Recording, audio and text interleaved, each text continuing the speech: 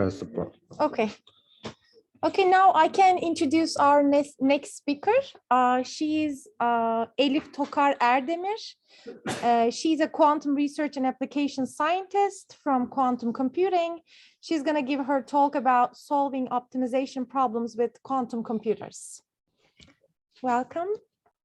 Thank you. So let me share my screen and let me know if you can see a slide deck.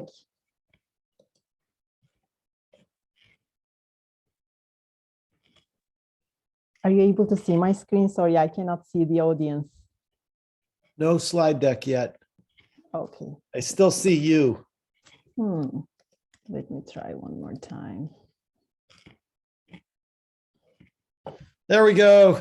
Awesome. So I'm going to make this a slideshow, and I hope you see it now. Yeah, good. Yeah, so hi, everyone. My name is Elif Tokar Erdemir. I'm in Quantum Computing, Inc., and my background is in operations research. I joined QCI about 5 months ago, and as you will see in my presentation, I'm sitting at the front of really taking business problems and converting it into formulations and then solving it with classical methods or quantum methods now. And so I will talk about that. So thank you so much for giving me the opportunity to Dr. Husseini and Dong Yang and Hamza. So I'm happy to be here and hope my presentation will complement what you heard earlier today, where it's, Sarah talked about the hardware in IonQ, and then Maria's talk was also getting deeper into how do you program quantum computers. So this will be a much higher level where we take mathematical formulations, and then without any quantum knowledge, how do we take those formulations and submit those optimization problems to QCI's product, Qatalyst.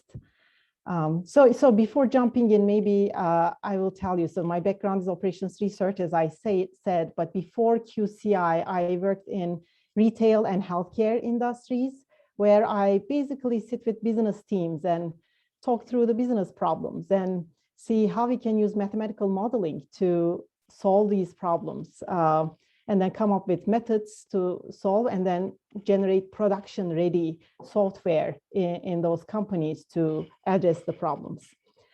So that's where we are trying to create the link to those higher subject matter experts in those industries and solve their business pain points.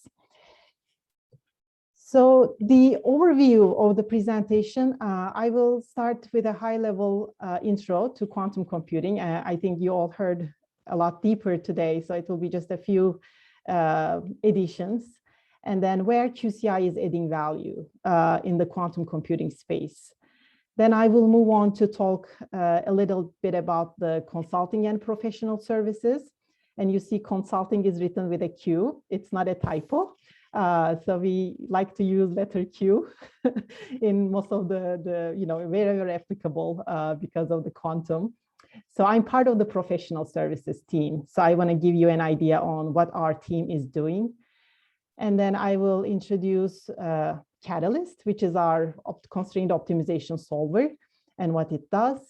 Then I will move to basics about the constraint optimization models and what does it mean when we say constraint optimization, and give you some application examples where there are just variety of things that are using constraint optimization techniques, and I will just highlight a couple of those from the business applications.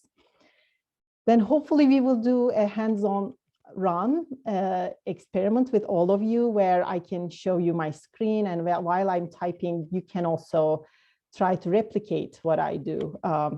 And hopefully, now I have my colleagues, Joel Gottlieb and Lori Thompson on the chat. I forgot to mention. So they'll be also ready to answer any questions, either during the hands-on run, if you run into any issues, or regarding any other topic that I will talk about during my presentation. So hope you all have access now to Qatalyst. And if not, I think it will still be good introductory, simple examples for you to watch as I'm running those. So in the examples, I want to do it step by step, very simple, starting with like linear functions, and then just adding quadratic terms to a function, and then adding constraints as the third problem. And I will show you the third problem also running on a QPU rather than a classical solver. Because by default, we run our problems on classical. So the run on QPU will also show that how easy it is to switch to submit the same problem to a QPU.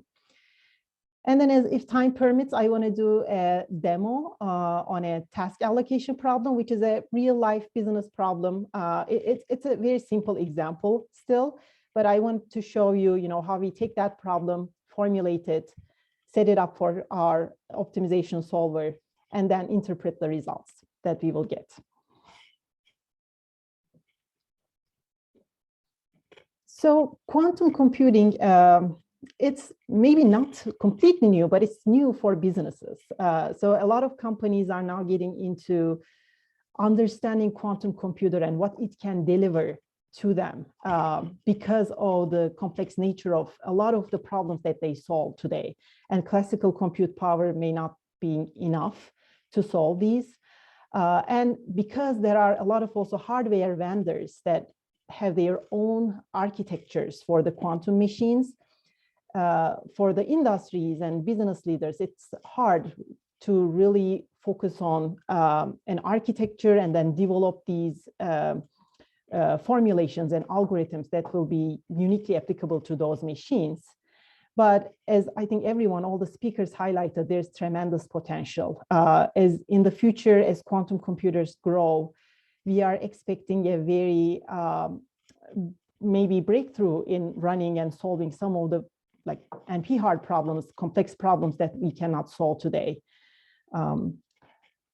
So given all of the information we heard about quantum computing, where does QCI fit in this picture? So we are a software company and we are developing ready-to-run software products that will help people to run their problems in multiple QPUs, multiple quantum machines, as well as classically. So it has this neutral expertise we bring with the different vendors, quantum vendors that we are working with.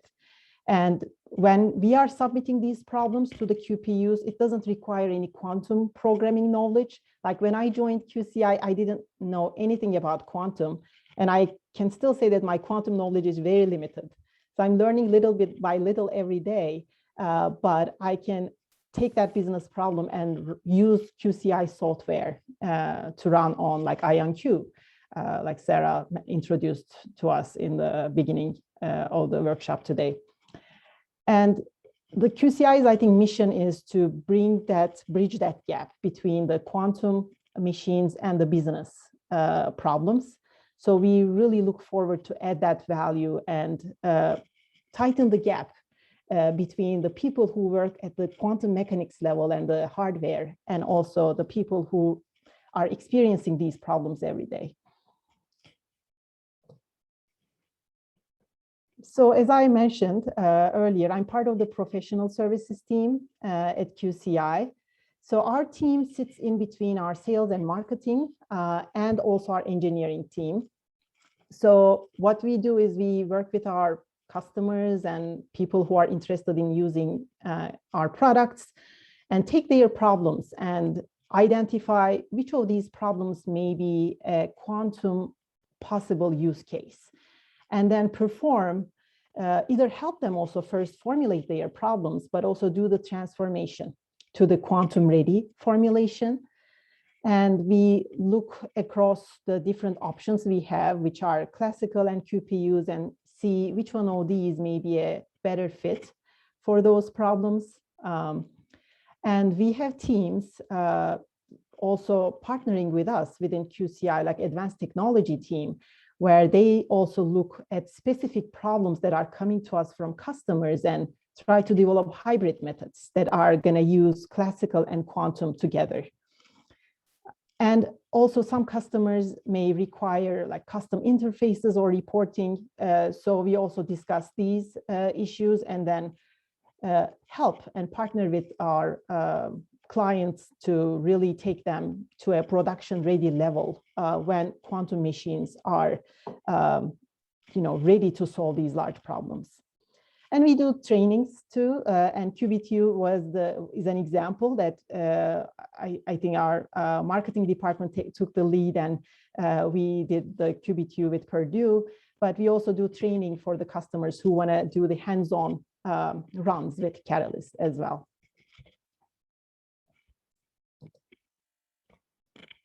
So before introducing Qatalyst, I think as we all heard, quantum computers are still in their infancy, but they are expected to be the supercomputers of the future.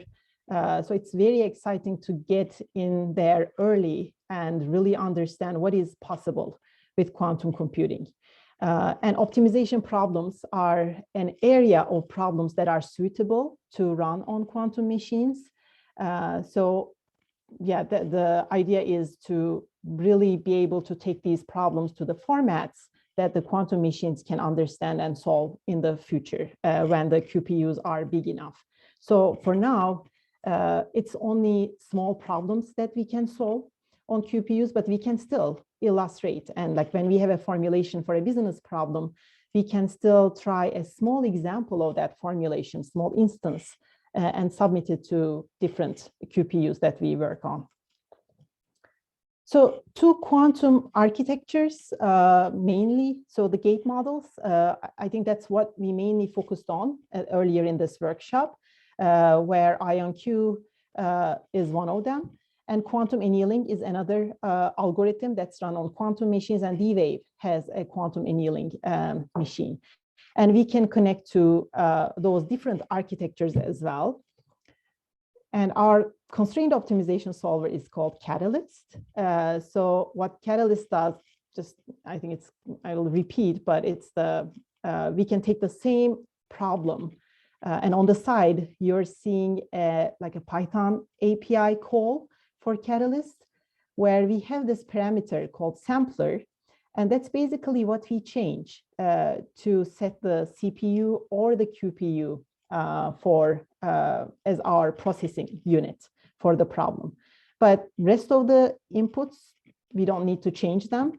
There are some specific parameters that are applicable to quantum architectures, but overall at a high level, it's the same API call that we can submit. And currently available QPUs that we can connect Qatalyst to are from D-Wave, which is their annealing machines, as I said, and we have IonQ and Rigetti. And Rigetti just launched a new machine, which has 80 qubits, and we are now working on also getting that incorporated into our product too. So other than, I think, these advantages, one thing I really liked about Qatalyst is the diverse set of solutions we can get in the response. So optimization problems usually have one best solution. So we can see in the Qatalyst response that the solutions can be ranked from best to worst, less ideal solutions based on the metric that we want to optimize. So that we can see the changes on our, whatever metric we wanted to optimize on, and then how that changed the solution from best to the next best, or even down in the list. So it's good to experiment with different, so you see there's a non-solutions parameter here, which is set to 5. So you can also set how many solutions you want back from Qatalyst.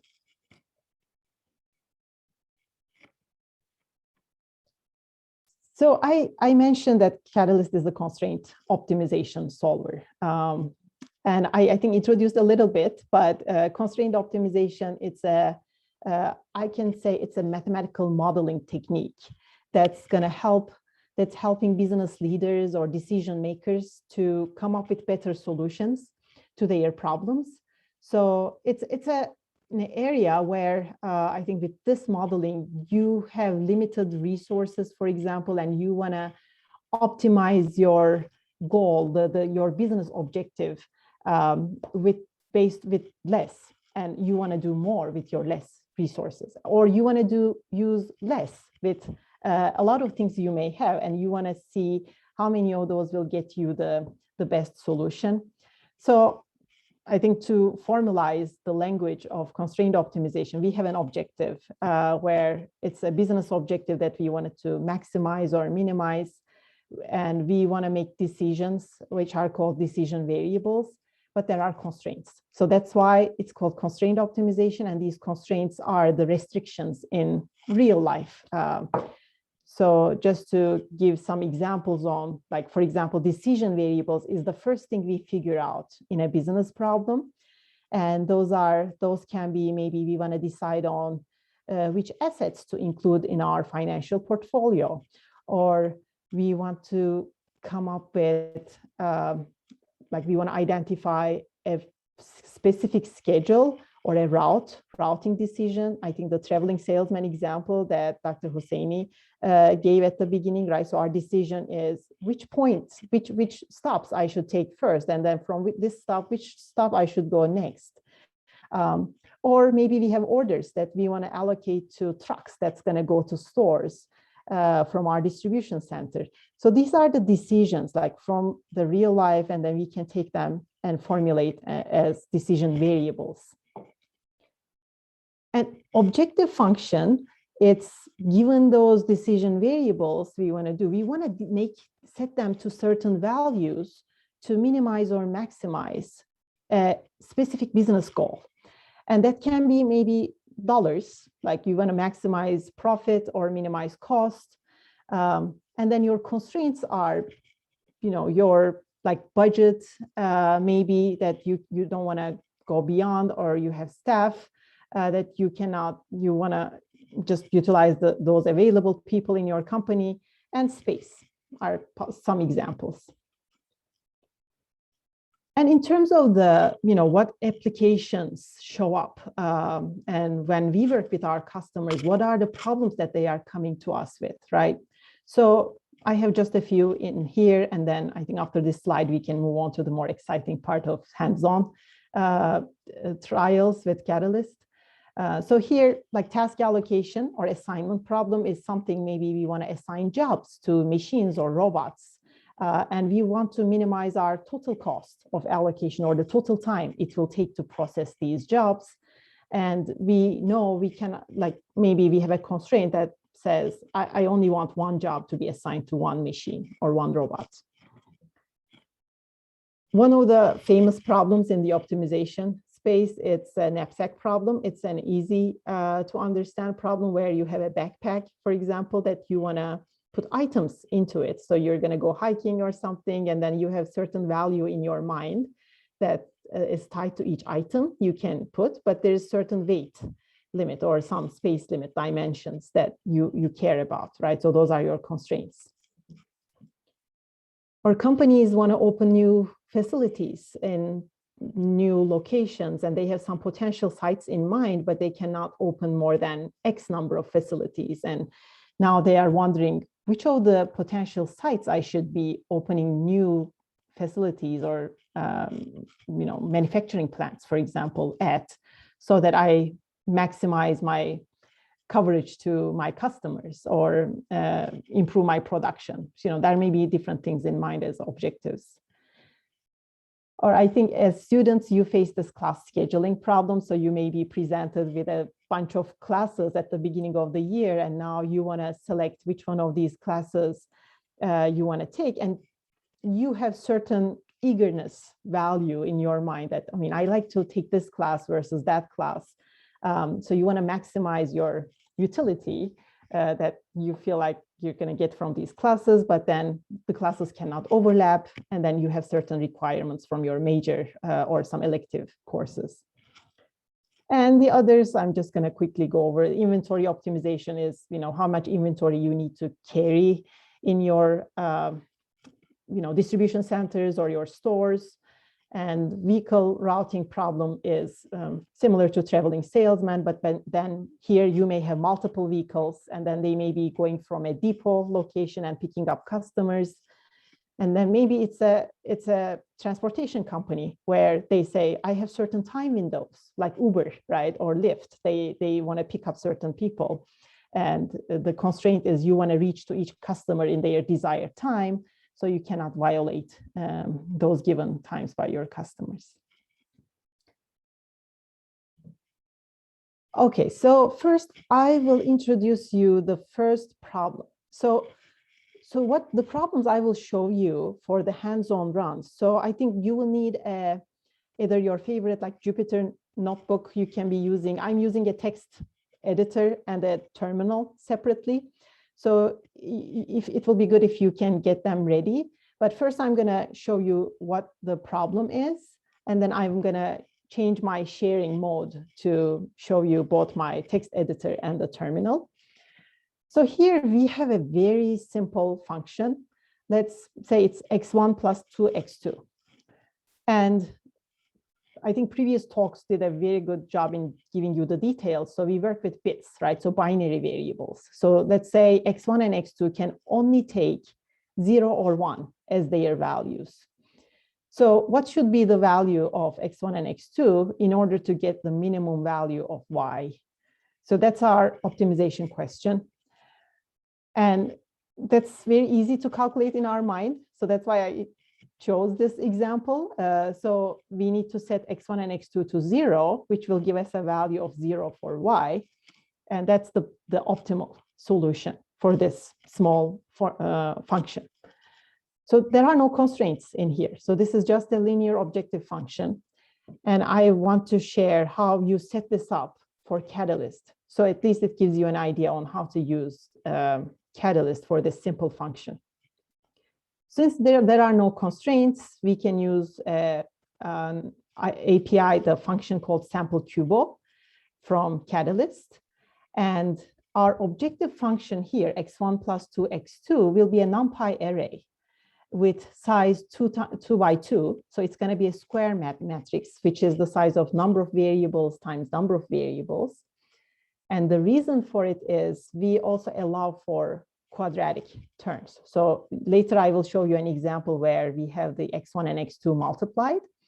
So in that case, we can also enter the coefficients from there too.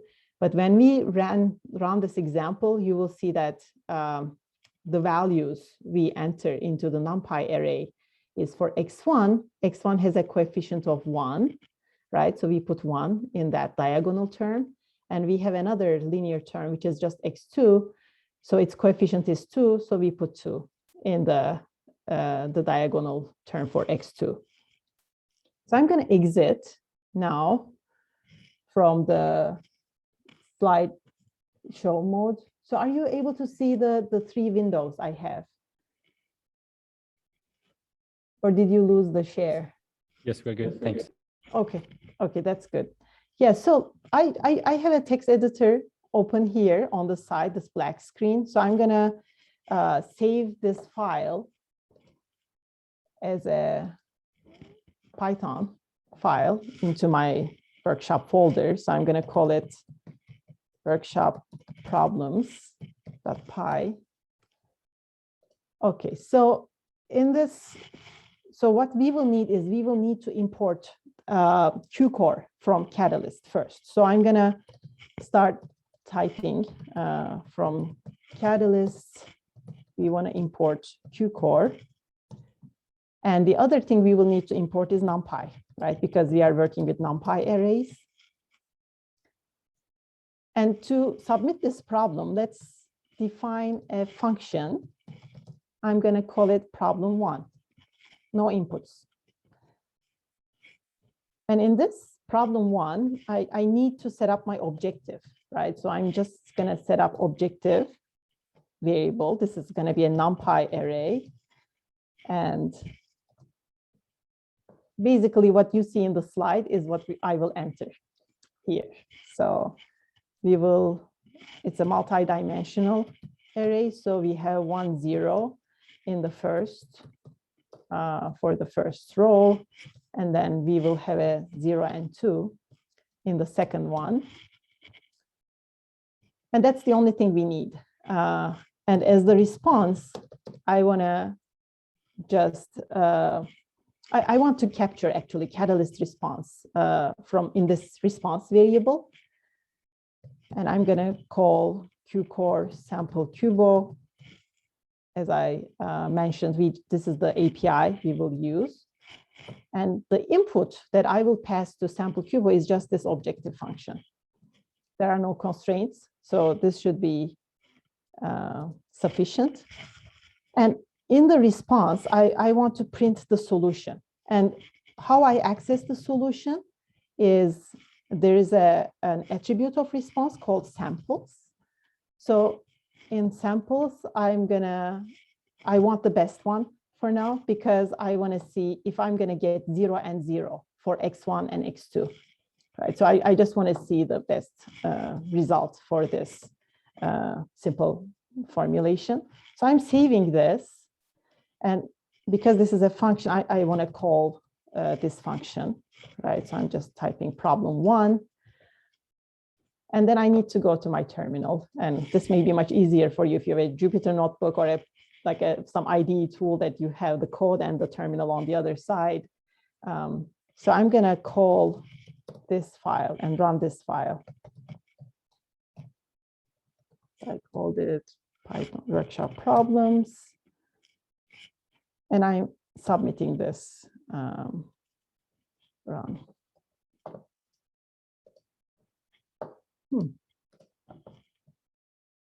Oh, I didn't save it, sorry. I need to save before I submit, yes. Yeah, so now it's sending the request to our production environment. And it's giving me a message that the problem started.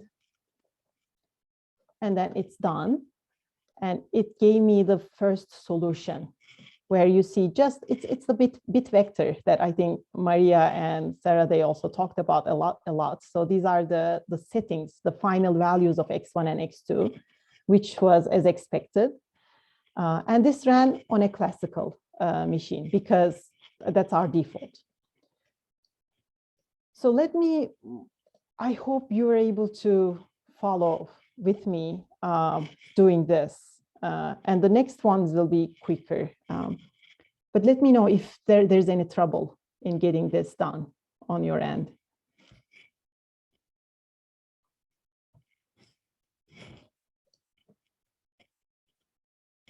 But even if you're not able to run it with me, I think it just gives an idea on how to really run with Qatalyst.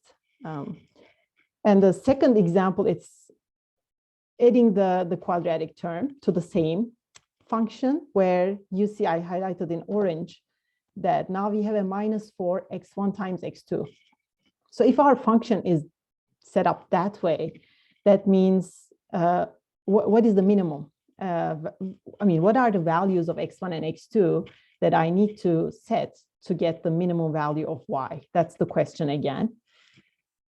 And the minimum will be given with 1, right? For both x1 and x2, when they are 1, I will get a value of -1 for y. So this is a different solution from the previous problem.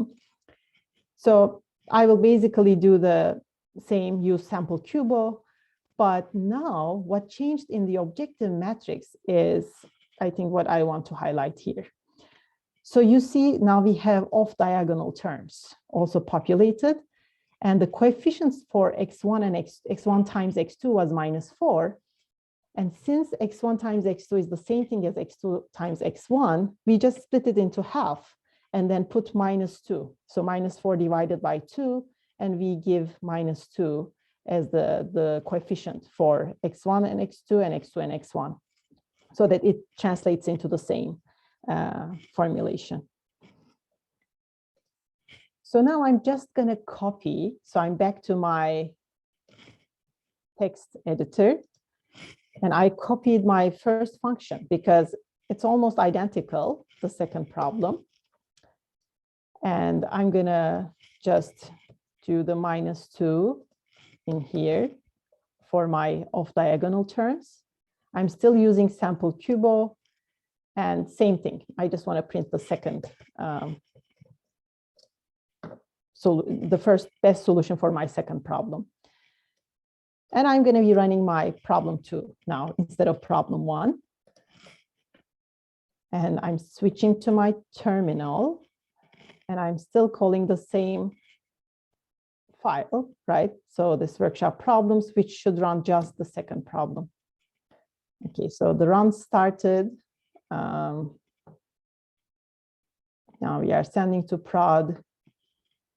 And sometimes we may need to wait a little more, but here, yeah, it ran quicker, and we got a 1-1 for this setup, right? So as expected. And I want to move to the third problem now because of the limited time. And this one is adding a constraint to our formulation. So I'm keeping the same objective function now, but I'm adding one constraint that says 2x1 plus 2x2 equals to 2. And with this constraint, what we mean is, for example, if we set x1 and x2 to 0, this constraint will be violated, right? So we want a solution that's going to minimize y, but without violating this constraint. And we can set, we cannot set also x1 and x2 to both 1. That's going to violate the constraint. So our only options from the constraint are either x1 0 and x2 1, or x1 1, x2 0. And the best solution is x1 getting a 1 and x2 getting a 0, which gives us a total value of y equal to 1.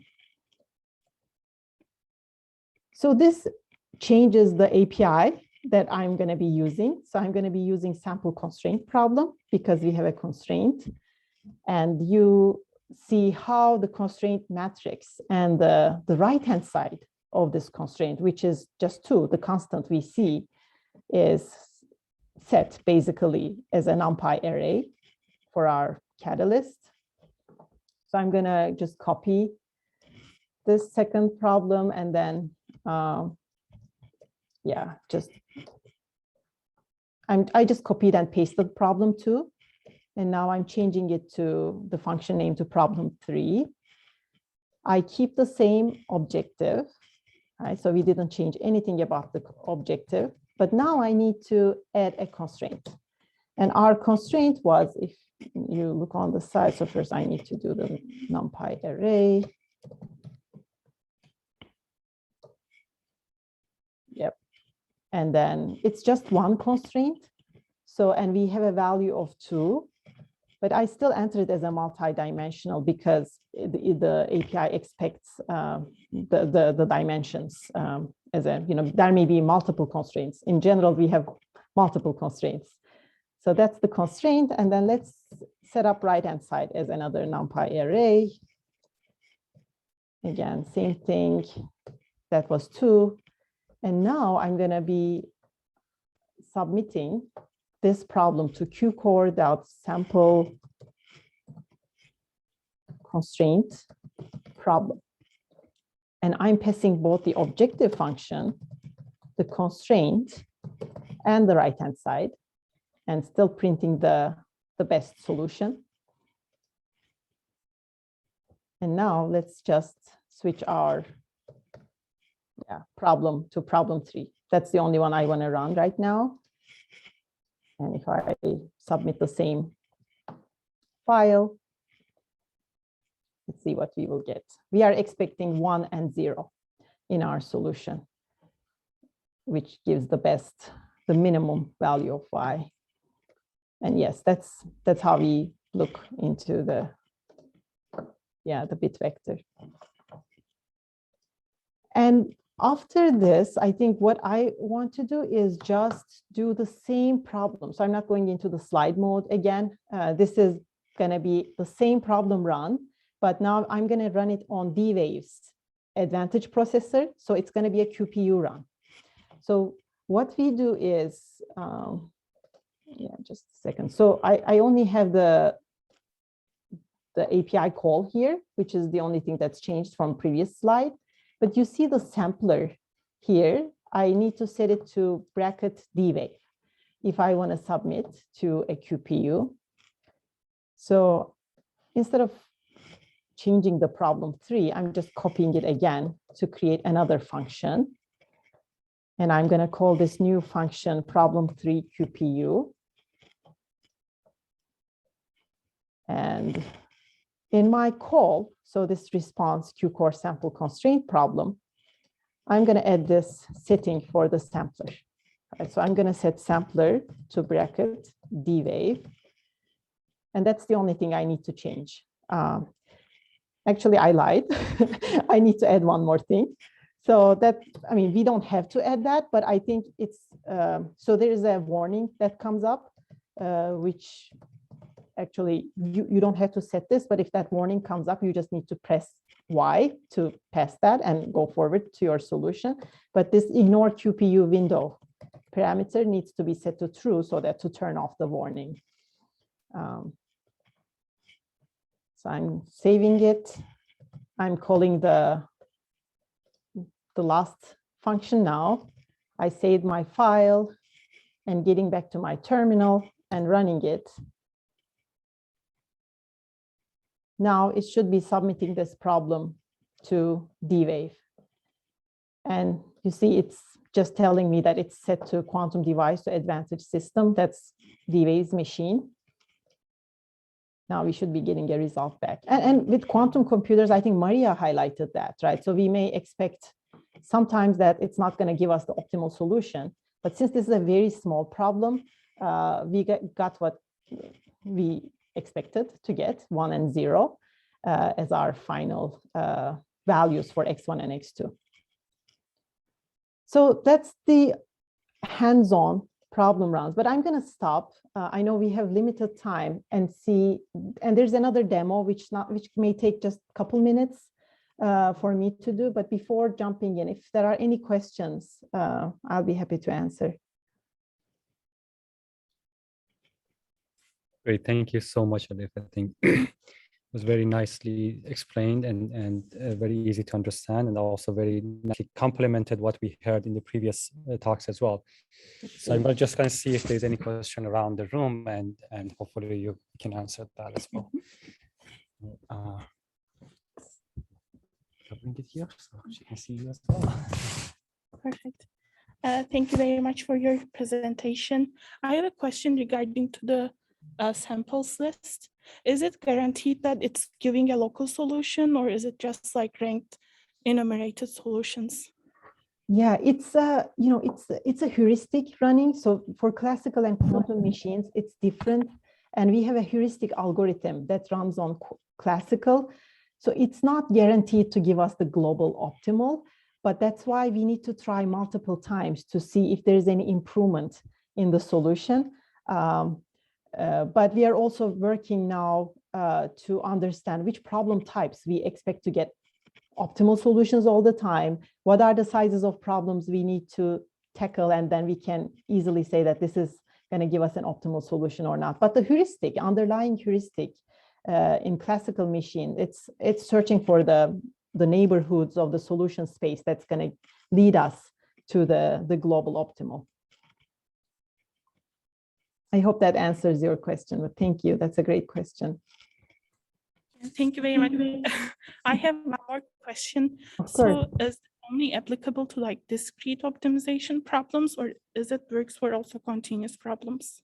That's a perfect question. So yeah, so this applies to discrete optimization, but what I mean by that is we can take continuous optimization problem and discretize the continuous variables in order for them to work in quantum machines, because quantum machines work in that binary realm. So we even integer variables in our business problems, right? So we need to do a binary encoding to convert them to a quantum possible formulation, unless there's going to be a breakthrough in quantum machines and they can also handle continuous variables as is.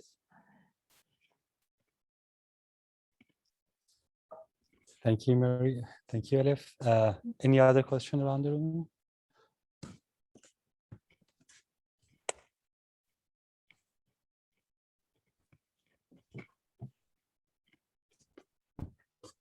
Okay, yes, there's one more question here. Hello, thank you for presentation. And my question is, you said that sometimes quantum solutions, they're not accurate because of the noise during computation. So how would you, so when you're solving a problem, would you solve it both classically and using quantum to verify your answer, or how does it go?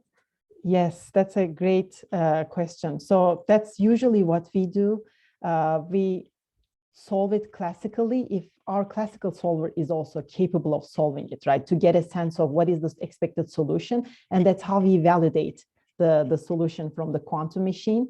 And also we get a sense of how many times we have to run it. Like what are the things we need to tweak in the quantum machine so that we get closer to the optimal from the classical.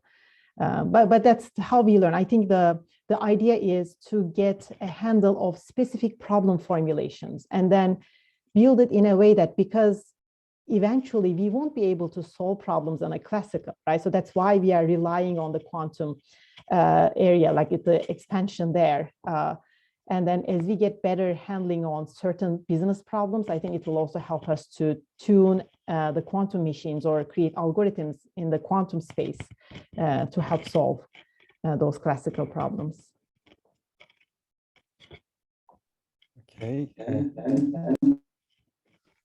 Thank you very much. See if there is another quick question before we move on. Okay, maybe you can continue, Elif, with the demo part as well, please. Mm-hmm. Okay, thank you. I'm not going to take more than maybe 3 minutes on that. So, so this is another small example. I didn't want to bring a very complex problem, but this is a task allocation application that I mentioned in the application examples. So let's assume we have some tasks or jobs to assign to machines or processors or robots. Like there are a variety of applications in the business world for this problem. And our decision variables are which set of tasks to assign to which machines, right? So that's the decision we want to make. And we want to make that allocation or assignment in a way that it's going to give us the minimum possible cost. That's our objective function. And we know each task needs to be assigned to just one machine. And and each machine is allowed to get just one task. So that's a one-to-one assignment. That's our constraints. And we know the cost or the time it takes to process a job on a machine for all the job and machine pairs. And that's our input parameters given to us. So let's consider this small example now. We have 4 tasks and 4 machines that we want to match at one-to-one. And we want to minimize the total time it will take to process all these tasks. And here in this small table, you're seeing, for example, that's the setup time in hours required for each task on each machine. And that's the summation of the setup time we want to minimize. And we take this problem, right? And then we can put it in mathematical modeling terms like this. So this is the extended formulation of this small example where we have a decision variable, let's call it xij, and that will be a binary decision, right? So it's going to be 1 if our task I is assigned to machine j, and it's going to be 0 otherwise.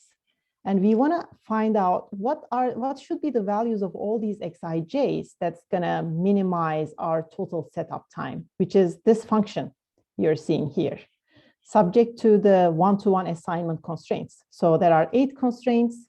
First 4 constraints are task to machine assignments, and the other 4 are machine to task. And we take this formulation and put it in just like the examples that I showed you before in the small functions as NumPy arrays. And we can take this into Qatalyst and call our sample constraint problem. And you see our objective matrix, for example, will have a size of 16 by 16 because we have 16 decision variables. And our constraint matrix will take a size of 8 by 16 because we have 8 constraints and 16 variables. So we need to add coefficients, even though some variables don't show up in each constraint, we put a coefficient of 0 so that it's a full constraint matrix. And then we have a right-hand side of 1s in all of these constraints. So I'm going to go out of this screen again and just show you the code where I know there are more efficient ways to code this, but I wanted you to see the size of like how it turns out to get all the zeros, but only the diagonal entries in this objective function are populated and all the other ones are zero, just because we have a linear objective function in this problem example. And we have our constraints set up here, 8 by 16, and we have our right-hand sides of ones. So I'm going to run our sample constraint problem. Here, the only difference is I'm requesting 3 solutions back so that you can see the different solutions we can get from Qatalyst. And there are some penalty multipliers, which I'm not going to get into the details, but that's a very important setting as well, that we need to make sure we get feasible solutions for our problem. So let me just show you how this will go through. And this file is named demo Qatalyst run. Okay, so I'm submitting this problem. It's sending it to our prod environment, started.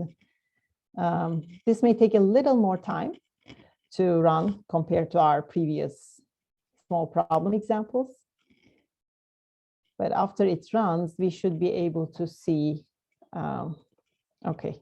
So we can also, put other print statements around our bit vector solutions, right? So like I like to see what is our objective function value? What is the status of this final solution? Is that a feasible solution? Is that meaning, is that compliant with all the constraints that I specified or not? So when it says true, it's feasible. And that's the solution vector. So it's all a bunch of like zeros and ones, but I forgot to show you. But so this is in the order of variables I specified. So the first 4 is which task, so first task. And then whenever we see a 1 here, it means, for example, first task is assigned to second machine. And then the next 4 are for second task. So we see the 1 in the first value here. It means second task is assigned to second machine and so on. And 13 is the smallest setup time we can get. That's the optimal solution. And you see there is another solution that gives us a 14, which is again a feasible, meaning it's a one-to-one assignment.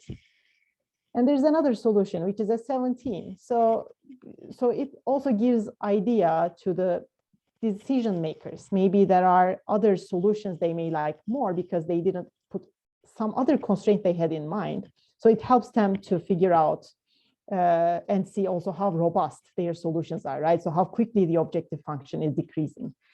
So I think that's ending my talk. Sorry, I think I took a little more time, but I wanted to go back to this because I wanted you to see my email address. So if there are any questions, if you would like to send me or my colleagues here, Joel and Lori, more questions, feel free to shoot me an email. Thank you so much, Dr. Tokar Erdemir.